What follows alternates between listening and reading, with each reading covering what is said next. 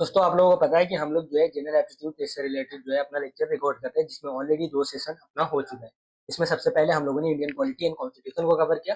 फिर उसके बाद में आपका जो है बेसिकली इंडियन फ्रीडम मूवमेंट जो है, यानी आपका इंडियन हिस्ट्री, उसको हम लोगों ने कवर किया। अभी जो है हम लोग स्टैटिक ज्योग्राफी को कवर करेंगे। तो अगर आप लोगों ने जो है इंडियन पॉलिटी एंड कॉन्स्टिट्यूशन वाला जो है वीडियो नहीं देखा है, जनरल एप्टीट्यूड टेस्ट के बेसिस पे कौन कौन से कोर्स में कौन कौन से यूनिवर्सिटी के अंदर में आपका एडमिशन हो सकता है, वो पूरा लिस्ट जो कि शॉर्ट्स वाले सेक्शन में आपको मिल जाएगा। तो उस तरीके से भी जो है जनरल एप्टीट्यूड टेस्ट के बेसिस पर भी जो है आप यूनिवर्सिटी को कोर्स को सिलेक्ट करके अपना टारगेट कर सकते हो, और पूरा का पूरा तैयारी आपको यहीं के प्लेलिस्ट से जो है आपका हो जाएगा। अभी जो है 2 सेशन ऑलरेडी हो चुका है, उसको आप लोग चेकआउट कर सकते हैं। और साथ ही साथ सीयूईटी से रिलेटेड कोई भी लेटेस्ट अपडेट जो कि आपका डॉक्यूमेंट से रिलेटेड, प्रोसेस से रिलेटेड, ए टू जेड जो कि आपको इस चैनल पे मिल सकता है। तो आप चैनल पे अगर नए हैं तो चैनल को सब्सक्राइब जरूर कर लीजिएगा। अभी जो है हम लोग कवर करेंगे स्टेट ज्योग्राफी को। आपको पता है कि जो भी हमारा यहाँ पर लेक्चर होता है उसका जो है हमारा आधार क्या होता है, प्रीवियस ईयर क्वेश्चन, यानी जो ऑलरेडी पूछा जा चुका वो होगा। और इसमें हम लोग साथ साथ क्या क्या टॉपिक्स कवर करेंगे वो भी आपका जो डिसाइड होगा वो पीआईबी के हिसाब से डिसाइड होगा, यानी उसके आसपास मिलते जुलते कई सारे टॉपिक आपको देखने को मिल जाएगा। और साथ ही साथ लास्ट में जो है सेशन के बाद में मैं जब पूरा कंप्लीट कर दूंगा तो आपका एमसीक्यू प्रैक्टिस सेट भी आपको मिल जाएगा टॉपिक वाइज, जो कि यहाँ पर आप कवर कर सकते हैं। यानी ऑलरेडी जहाँ पर क्वेश्चन पूछा जा चुका है उसके बेसिस पर आप टॉपिक को कवर कर लिए, और जो क्वेश्चन पूछा जा सकता है एक्सपेक्टेड है वो भी आपका एमसीक्यू प्रैक्टिस हो जाएगा। इस तरीके से आपका तैयारी अच्छा हो जाएगा। इस वाले प्लेलिस्ट को आप लोग जरूर चेकआउट कीजिए। अगर आपको जो है रिवीजन के लिए पीडीएफ चाहिए तो इस टेलीग्राम को ज्वाइन कर सकते हैं, लिंक जो है आपको डिस्क्रिप्शन बॉक्स में मिल जाएगा। व्हाट्सएप चैनल को भी आप ज्वाइन कर सकते हैं, जो भी इन्फॉर्मेशन वीडियो लिंक वगैरह होता है आपको यहाँ पर मिल जाएगा। तो अगर आप लोग चैनल पे नए हैं तो ये दोनों ज्वाइन कर सकते हैं आप लोग स्कैन करके।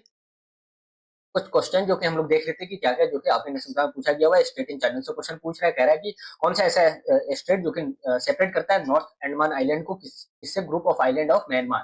ठीक है, तो इसका जो है बेसिकली कोको स्टेट जो कि इसका करेक्ट आंसर हो जाएगा। उसके अलावा जो है अगला क्वेश्चन आपसे पूछ रहा था कि रिवर कौन सा ऐसा है जो कि फ्लो करता है through the Grand Canyon of India, also known as the Gandikota gorge, है ना। तो ये बेसिकली आपको पता होना चाहिए कि कौन सा रिवर है, यानी रिवर सिस्टम जो इंडिया का आपको पता होना चाहिए। With which of the following countries does Bharat India share its land boundaries in the north, है ना। तो ये जो है आपसे क्वेश्चन करना चाह रहा है कि कौन सा ऐसा हमारा लैंड बाउंड, मतलब हमारा जो भारत है यानी इंडिया जो है उसका लैंड बाउंड्रीज नॉर्थ में जो है किस कौन कौन से कंट्री के साथ में शेयर होता है। Pakistan and Afghanistan, Nepal, China and Bhutan, Myanmar and Bangladesh, Sri Lanka and Pakistan. ठीक है, ये सब एमसीक्यू यहाँ पर कराना मेरा मोटिव नहीं, मैं आपको यहाँ पर जो है आइडिया दे रहा हूँ कि क्या क्या टॉपिक जो कि आपको कवर करना पड़ेगा। ठीक है, ये सब एमसीक्यू हम लोग जो है आगे जाके कवर कर लेंगे। तो पूरा एमसीक्यू अगर आपको चेकआउट करना है तो पीडीएफ से आप लोग चेकआउट कर सकते हैं, कोई मसला नहीं है।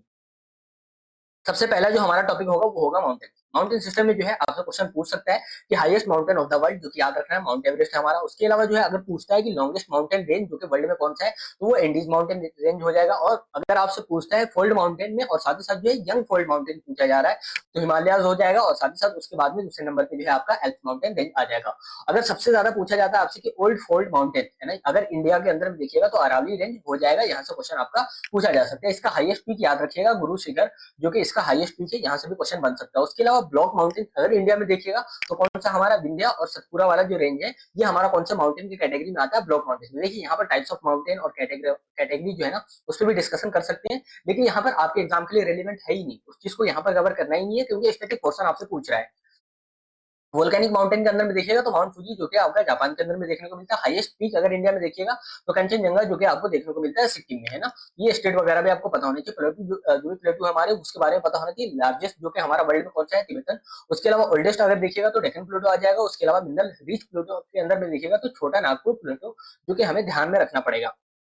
उसके अलावा रिवर्स ऑफ वर्ल्ड, है ना, तो वर्ल्ड का जो रिवर सिस्टम उसके बारे में भी आपको पता होना चाहिए। बेसिक कॉन्सेप्ट, लॉन्गेस्ट रिवर हमारा कौन सा वर्ल्ड में, नाइल रिवर हो जाएगा। लॉन्गेस्ट रिवर अगर वॉल्यूम के हिसाब से देखिएगा तो अमेजन रिवर हो जाएगा। ठीक है, लॉन्गेस्ट रिवर अगर एशिया का देखिएगा तो यांगत्से जो कि चाइना से रिलेटेड है, ये आपको पता होना चाहिए। 3 रिवर जो कि आपको पता होना चाहिए। इंडिया से रिलेटेड अगर पूछेगा कि लॉन्गेस्ट रिवर ऑफ इंडिया कौन सा है, तो गंगा रिवर हो जाएगा। लॉन्गेस्ट पेनिनसुलर रिवर कौन सा है इंडिया का, तो वो गोदावरी हो जाएगा हमारा। मेजर वेस्ट फ्लोइंग रिवर कौन सा है हमारा, नर्मदा है। उसके बाद में हमारा तापी रिवर है। मेजर ईस्ट फ्लोइंग रिवर कौन सा हमारा, तो महानदी, उसके बाद में कृष्णा, उसके बाद में कावेरी। ये जो है आपको ओवरऑल जो भी जो है यहाँ पर मैंने आपको 7 रिवर्स के बारे में बताया, 7 रिवर्स के बारे में, वो जो है आपको पता होना चाहिए।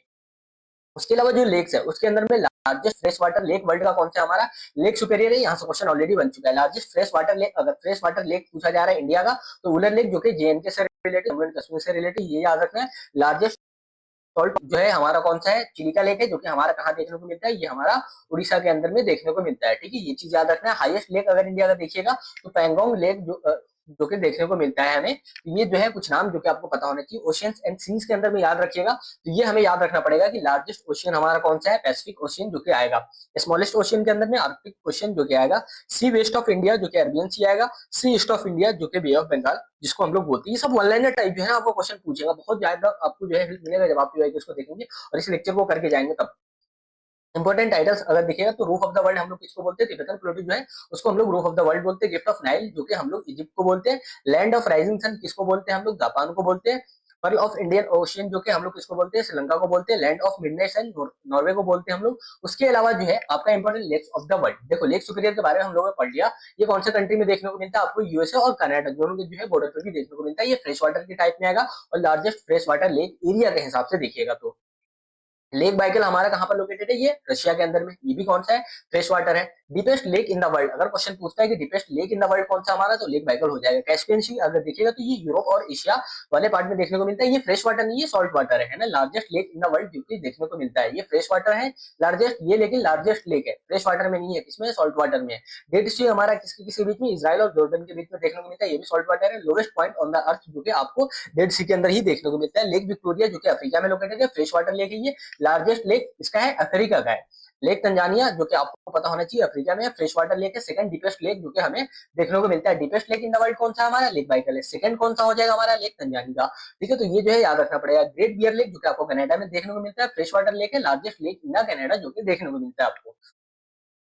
इंपॉर्टेंट लेक्स ऑफ इंडिया अगर देखिएगा तो डल लेक जम्मू एंड कश्मीर में आपको देखने को मिलता है, ये भी फ्रेश वाटर है। डल लेक जो कि आपको ये भी जम्मू एंड कश्मीर में देखने को मिलता है। पेंगोंग लेक जो कि आपको लद्दाख में देखने को मिलता है। मोरेरी लेक जो कि लद्दाख में देखने को मिलता है। सांबर लेक राजस्थान में। ये सब जो भी स्टेट बता रहा हूँ ना, सिर्फ कहेंगे कि आप लोग यही क्यों बता रहे हैं, इसी तरीके से क्वेश्चन पूछेगा, लोकेशन आपसे पूछ लेगा। चिलिका लेक जो कि उड़ीसा में देखने को मिलता है। पुलिकट लेक जो कि आपको तमिलनाडु आंध्र प्रदेश में देखने को मिलता है। लोकटक जो कि मणिपुर में देखने को मिलता है। वेम्बा लेक जो कि केरला में देखने को मिलता है और हुसैन सागर तेलंगाना में। यहाँ पर एक भी लेक ऐसा नहीं है जिसको मैं ओवर यहाँ पर किया हूँ, जितना जरूरत था बस उसको ही मैंने यहाँ पर हाईलाइट किया है। इतना ही बस अगर आप याद रखेंगे तो आपका अच्छा खासा क्वेश्चन जो है सॉल्व हो सकता है। आपको पता है कि 1971 में क्या होता है, 1971 2 फरवरी को जो है अपना क्या होता है, हमारा रामसर कन्वेंशन होता है ना। अब उस रामसर कन्वेंशन में क्या हम लोग जो है बेसिकली डिसाइड करते हैं कि हमारा जो भी वर्ल्ड में रामसर साइट है उसको हम लोग क्या करेंगे, कंजर्व करेंगे। तो 2 फरवरी को जो है हम लोग क्या सेलिब्रेट करते हैं, वर्ल्ड वेटलैंड डे है ना। जितने भी वेटलैंड साइट्स है वर्ल्ड के अंदर में उसको जो है कंसिडर किया जाता है, फिर उसकी देखरेख जो कि रामसर के जरिए जो है उस कंजर्वेशन के जरिए जो है हम लोग कंजर्व करने की कोशिश करते हैं, उसको बचाने का काम करते हैं। तो उसमें जो है रामसर साइट अगर इंडिया में देखिएगा तो सुंदरवन वेटलैंड, इसका जो है क्वेश्चन डायरेक्ट ये पूछेगा रामसर साइट। हो सकता है कि 4 ऑप्शन दे दे और पांचवा जो है कोई ऐड कर दे और पूछे इसमें से कौन सा रामसर साइट नहीं है। ये क्वेश्चन तो बन सकता है, लिस्ट तो आपको पता होना चाहिए। दूसरा जो है ना लोकेशन से रिलेटेड जो है क्वेश्चन पूछ लेगा डायरेक्ट, जैसे चिलिका लेक उड़ीसा से related, Keoladeo national park Rajasthan में लोकेटेड है। कोलेरू लेक जो कि आंध्र प्रदेश में है। नंदा लेक जो कि गोवा में है। उसके अलावा जो है नाल सरोवर बर्ड सेंचुरी गुजरात में लोकेटेड है। चंद्रताल जो कि आपका हिमाचल प्रदेश में है। रेणुका लेक जो कि हिमाचल प्रदेश में। उलर लेक जम्मू एंड कश्मीर। उसके अलावा जो है आपका यहाँ पर जितने भी है परमानेंट कोल वेटलैंड जो कि केरला से रिलेटेड है। अभी जो है आपका सिलीसेर लेक जो कि राजस्थान से रिलेटेड है। ये सब जो करंट वाला एड ऑन हुआ है ना, ये करंट अफेयर वाला जब मैं सेशन कराऊंगा एक ही साथ कंबाइन करा दूंगा, तब उसमें आपको आइडिया लग जाएगा कि यहाँ से जो है ज्योग्राफी या इकोनॉमिक्स हिस्ट्री पॉलिटी का कौन कौन सा आर्टिकल हो गया हमारा और क्या क्या चीजें जो कि हमें ध्यान में रखना पड़ेगा, वो सब आपको आइडिया लग जाएगा। माउंटेन रेंज जो है देखिएगा तो आपसे पूछा जा सकता है, तो लॉन्गेस्ट माउंटेन रेंज जो है, हाईएस्ट माउंटेन रेंज जो है वर्ल्ड का कौन सा है, माउंट एवरेस्ट है। लॉन्गेस्ट माउंटेन रेंज के अंदर में इंडीज आ जाएगा हमारा। उसके अलावा लार्जेस्ट प्लेटू वर्ल्ड का कौन है, तिब्बतन हो जाएगा। अगर लॉन्गेस्ट रिवर वर्ल्ड में देखिएगा तो नाइल रिवर। उसके अलावा जो है लॉन्गेस्ट रिवर अगर इंडिया में तो गंगा। उसके अलावा डीपेस्ट लेक वर्ल्ड में तो lake Baikal, largest fresh water lake Wular lake. उसके अलावा इंडिया का है ये, ठीक है। लार्जेस्ट हॉट डेजर्ट के अंदर में देखिएगा तो सहारा, ये याद रखिएगा। लार्जेस्ट ओशियन हमारा पैसिफिक ओशियन हो जाएगा। Largest plain Indo Gangetic plain जो कि हमारा हो जाएगा। स्टेट ऑफ द वर्ल्ड, ठीक है, स्टेट ऑफ हॉर्मुज जो कि आपसे पूछेगा पर्शिया गल्फ और गल्फ ऑफ ओमान। ये पूछेगा कि स्टेट ऑफ हॉर्मुज कौन से दो कंट्री के बीच में, तो ये याद रखना पड़ेगा। स्टेट ऑफ मलक्का जो कि हमारा इंडियन ओशियन और पैसिफिक ओशियन के बीच में देखने को मिलता है। उसके अलावा स्टेट ऑफ जिब्राल्टर जो कि मेडिटेरियन सी और अटलांटिक ओशियन के बीच में देखने को मिलता है। बॉस्फोरस स्टेट ब्लैक सी और सी ऑफ मरमरा के बीच में देखने को मिलता है हमारा।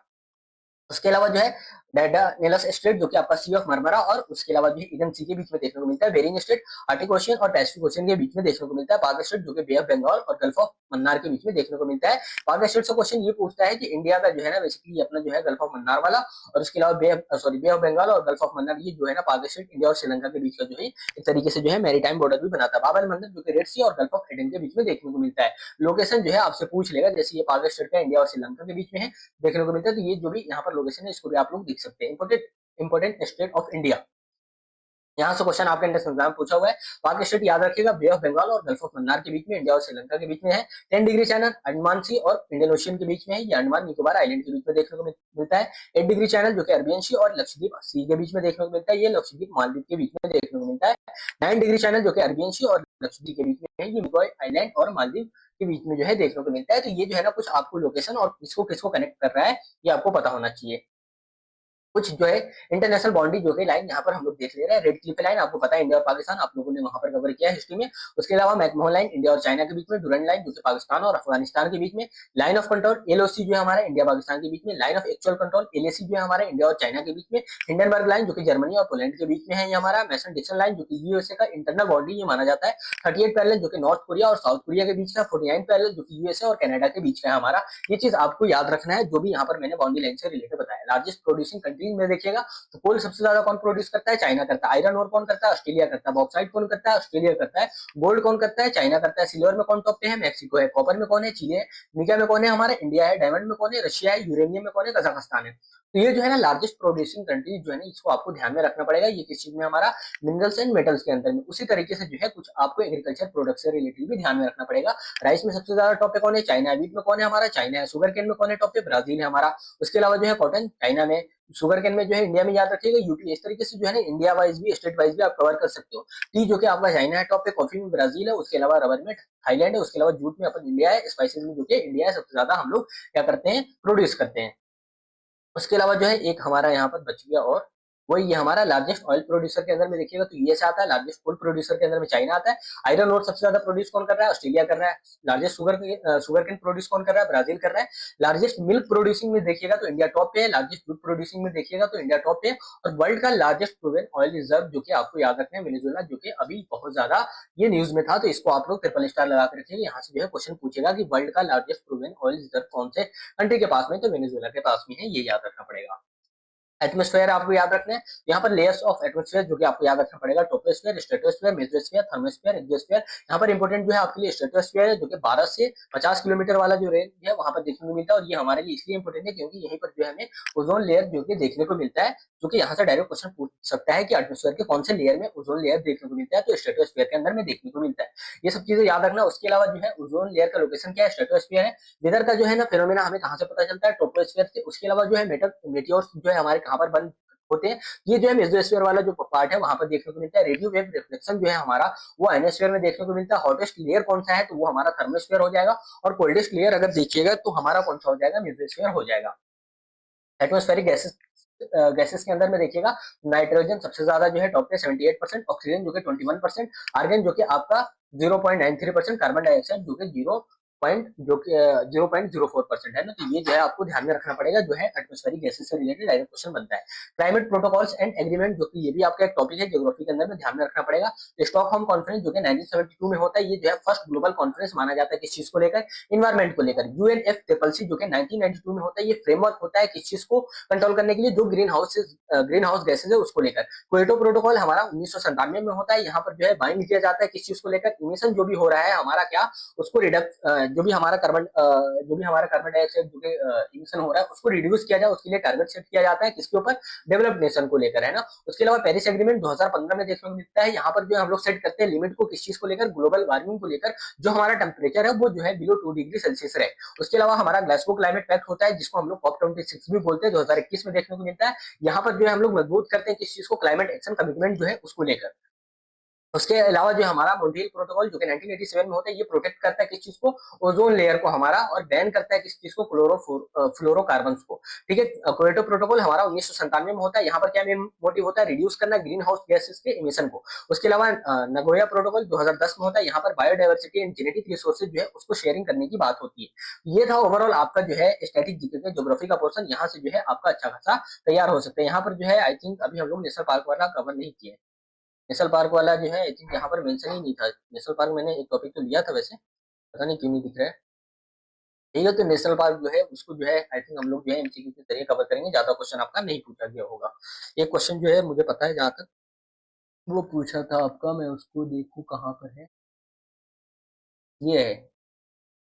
ये है सेंचुरी जो कि आपको लास्ट ईयर एक क्वेश्चन देखने को मिलता है। Wild life century and national park से रिलेटेड जो है मेरे हिसाब से ये करंट अफेयर जीपीएस के हिसाब से इसको तैयार कर लेंगे तो भी हो जाएगा आपका। और उसके अलावा जो आपका वेटलैंड साइट के अंदर में वो चीज आपको ध्यान में रखना है। रामसर साइट जो है हमारा, है ना, और बस उसको जो है आप ध्यान में रखो। उसमें जो भी national park wild life sanctuary आ रहा है उसको ध्यान में रखो। उस हिसाब से जो है आपका कवर हो जाएगा। अगर आप लोग चैनल पर नए हैं तो पहले जो है वीडियो को देख लीजिएगा पॉलिटी वाला, फिर उसके बाद में हिस्ट्री वाला, ज्योग्राफी वाला। इससे जो है ना आपका अच्छा खासा बेस तैयार हो जाएगा, आपके अंदर जो है कॉन्फिडेंस हो जाएगा। तब जो है आप अपने नेशनल एग्जाम को इजिली क्रैक कर सकते हैं। जनरल एप्टीट्यूड टेस्ट में आपका अच्छा खासा नंबर आ सकता है अगर आप इस हिसाब से तैयारी करके जाए। Thank you for watching everyone. अगर आप लोग चैनल पर नए हैं तो चैनल को सब्सक्राइब कर लीजिएगा और अपने दोस्तों तक जो है इस प्ले लिस्ट को जरूर पहुंचाने की कोशिश